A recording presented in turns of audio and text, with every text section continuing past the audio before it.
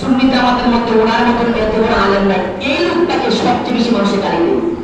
এর কারা নিজেরা কিসের জন্য? একটা যে কোনো একটা মাসলা নিয়ে, যে কোনো একটা ফতোয়া নিয়ে। আর এই ফতোয়া দেয় কারা? যারা ওনার বাম পায়ে একটা ফসল চুপেতে রাখে না, তারাই গালি করে। নাউজুবিল্লাহ। যারা অনলাইন ছাড়া আমার সাথে একটি বাজার অনেক বলতে পারে, আমি যে আলেমের পক্ষে সবসময় থাকি, আমি সবগুলো আলেমের পক্ষে আমি সবসময় থাকি। তবে যারা বুঝে না তারা কি রাগ করে, তারাই সমালোচনা করে।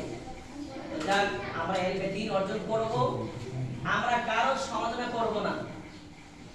একটা কথা মনে রাখবেন, আমার কথা আমি বলছি, আমার যদি কোনো একটা জিনিস ভুল হয় আর কেউ যদি আমার এই ভুলটা ধরে, এটা আমাকে সে ছুটু করে নাই, আমাকে বিশাল একটা বিপদ থেকে উদ্ধার করছে। সুবহানাল্লাহ। আমার একটা ভুল হয়েছে, সূরা ফাতিহাতে ভুল হইতে পারে, আউযুবিল্লাহ বিসমিল্লাহতে ভুল হইতে পারে, আমার চলাফেরাতে ভুল হইতে পারে। আমাকে একটা ভুল ধরছে, এতে করে আমাকে ছুটু করে নাই, আমার লাইফটাকে সে উন্নত করে দিয়েছে। আমার লাইফটাকে সে উন্নত করে দিয়েছেন, আমার ঈমানটাকে শক্তিশালী করে দিয়েছেন, আমার আমলটাকে গ্রহণযোগ্য করে দিয়েছেন। আর সে যদি আমার ভুলটা না ধরতো, আমার ঈমানে গলত থাকতো, আমার আমলে গলত থাকতো, আমার লাইফে এই ভুলটার কারণে বিভিন্ন বিপদ আসতো। আসতো না? বিভিন্ন বিপদ আসতো। এটা খুব দুঃখজনক, কিন্তু সত্য কথা। আপনি ভুল ধরবেন, আপনি খারাপ হয়ে যাবেন। কিনা বলেন? আপনি যতক্ষণ চুপ থাকবেন, বর্তমান কথা আছে, দুবার কোনো বিপদ নাই। কথা আছে কি আছে না? দুবার কোনো বিপদ নাই। আপনি যতক্ষণ চুপ থাকবেন, আপনার কোনো বিপদ নাই। আপনি যখন হক কথাটা বলবেন, যখন হক কথাটা বলবেন, তখনই অনেকের মন বেজার হয়ে যায়। হয় কি হয় না? হয়। তবে এটা মনে রাখবেন, আপনি হক কথা বললে, সত্য কথা বললে যার মন বেজার হয়ে যায়, মনে রাখবেন সে কখনো আপনার আপন ছিল না, আর সে কখনো বুদ্ধিমান ব্যক্তি ছিল না। এই জন্য সবার প্রতি অনুরোধ থাকবে, যারা আমাদের সিনিয়র, যাদেরকে আল্লাহ জ্ঞান দান করেছেন, তারা যদি ভুল ধরে, আমরা কখনো রাগ করবো না। যে আমার ভুল ধরেছে, সে আমার বন্ধু, সে আমার বাবার কাজ করেছে, সে একটা বিশাল গুরুত্বপূর্ণ দায়িত্ব পালন করেছে, সে আমাকে অনেক উপকার করেছে।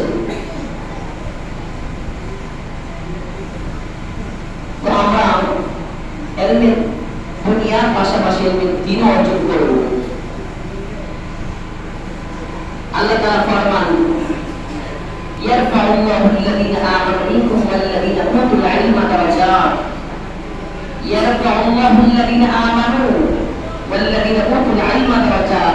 ঈমানদার ব্যক্তি যাদেরকে আল্লাহ ইলম দান করেছেন, তার মর্যাদা ইয়ারফাউল্লাহু আল্লাযীনা আমানু, যাদেরকে ঈমানের পরে ইলমে দ্বীন মানে কোরআন সুন্নাহ ইলম দিয়েছেন, ওই ব্যক্তির মর্যাদা আল্লাহ উন্নত করে দিয়েছেন। সুবহানাল্লাহ। আর এই ইলমে দ্বীন অর্জন করা কিন্তু প্রত্যেকটা মুসলিম নারী পুরুষ সবার উপর আল্লাহ ফরজ আইন করে দিয়েছেন। কতটুকু? ভালো মন্দ যাচাই বাছাই করার মতো যতটুকু জ্ঞান দরকার, ততটুকু জ্ঞান। বড় আলেম হওয়ার জন্য না, হাফেজ হওয়া না, মুফতি মুহাদ্দিস হওয়া ফরজ না। শুধু কোন জিনিসটা পাক না পাক, হালাল হারাম, জায়েজ না জায়েজ, ভালো মন্দ, এতটুকু জ্ঞান অর্জন করা সবার উপর আল্লাহ তাআলা ফরজ আইন করে দিয়েছেন। আল্লাহ তাআলা ফরমান, মান ইউরিদুল্লাহু বিহি খায়রান ইউফাক্কিহু ফিদ্দীন। আল্লাহ তাআলা যার কল্যাণ কামনা করে তাকে সঠিক জ্ঞান দান করেন। সুবহানাল্লাহ।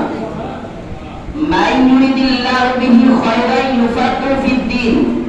আল্লাহ তাআলা যার কল্যাণ কামনা করে তাকে কি করে? দ্বীনের জ্ঞান, ইসলামের জ্ঞান অথবা সঠিক জ্ঞান দান করেন। আমরা সবাই চেষ্টা করব আমরা যেন কোরআন শিখতে পারি এবং ইসলামের বিধিবিধান জন্য আমরা যতটুকু দরকার ততটুকু জানি।